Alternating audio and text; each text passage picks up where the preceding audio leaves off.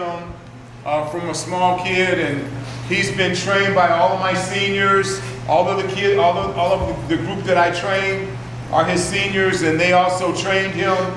He was purposely sent by me to all of my students that have been with me for 20 years or longer. And last year, he had an opportunity to save his money and work really hard, and he went and he trained. I sent him to my teachers in Java. And he was there in Java training with some incredible Pendekers. And one of the things I'm going to say is that these are Pendeker rings. They're very powerful rings. Okay? We're not able to get these out of the country. It's very difficult. There are 3 of these left that Brian is going to sell. If anybody's interested, you should talk to him about these rings. Whether they're for your husband or for yourself, some of them are different sizes. But there are only 3. They will limit us taking them out. When you do silat, this is a pusaka. Not everybody's into blades. Sometimes you want to leave an heirloom or something behind, then you give them something like this. This is something, whether you wear it or not, it's just like the blade. Whether I use it or not, it still will go to my great-grandkids. Okay? So this is Brian Sosa Higgins. He's 23 years old now. And he was one of my wife's first and favorite students. And Brian stayed with me, with my wife last year so that I could come to you last year and took care of Kathleen last year. So I'm glad to have invited him here.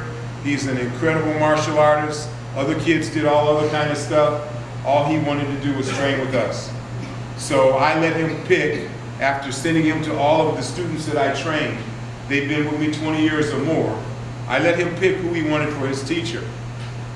And I didn't impose on him who to go to or who to pick or any of that.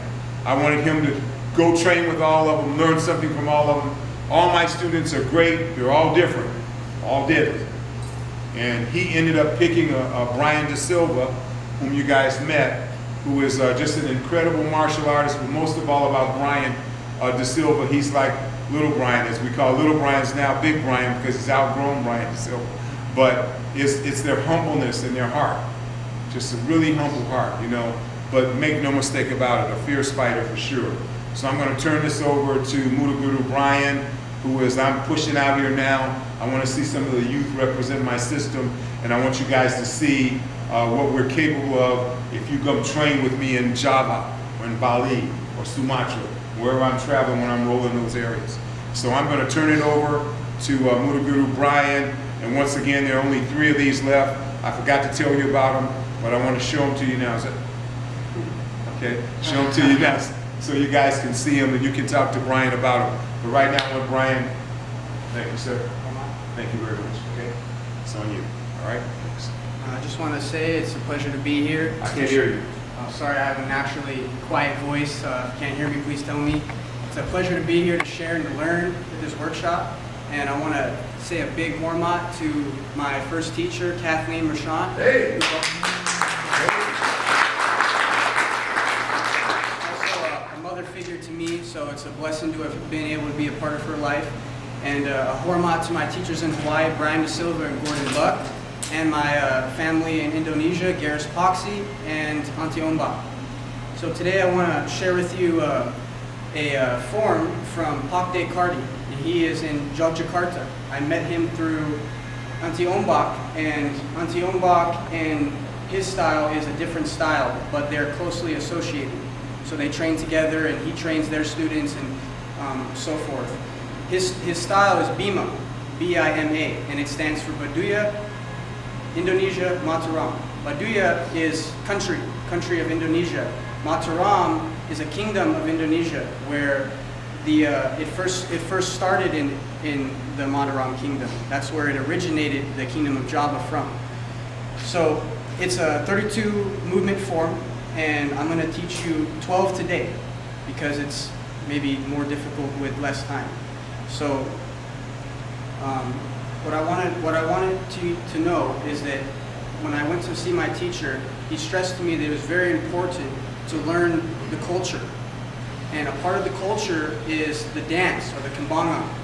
And even though the Kembangan has a lot of martial applications for combat, it's very important to be able to go into the village or wherever they're gathering and be able to represent your school and your family and do the Kembangan to the dance, to the music they play. And because it's so important, he taught me that first before he started me on jurus and lankas and applications. So today I want to work with you guys on that. Okay? So I'm going to do the 12 movements first, and then you guys can follow along. So opening, international greeting. Here. 1, 2, 3, 4, 5, 6, 7, 8, 9, 10, 12. Okay?